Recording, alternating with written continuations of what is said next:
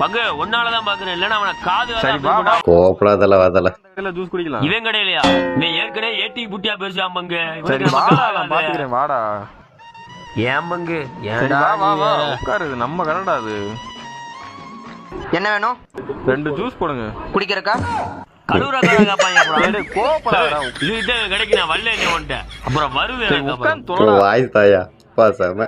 வேற கோவப்படுறேன், சீக்கிரம் ஜூஸ போடியா. நம்ம கடையில ஒரு புது பிளேவர் இருக்கு, இந்த ஜிகர்தண்டா பிளேவர் இருக்குல்ல, அதே மாதிரியே கொஞ்சோண்டு வெனிலா போட்டு, கொஞ்சோண்டு பால் ஊத்தி, கொஞ்சம் சோடா, உப்பு, பாதாம், பிஸ்தாலாம் போட்டு ஒன்னு ரெடி பண்ணி பயங்கரமா இருக்கும் போலயே பங்கு.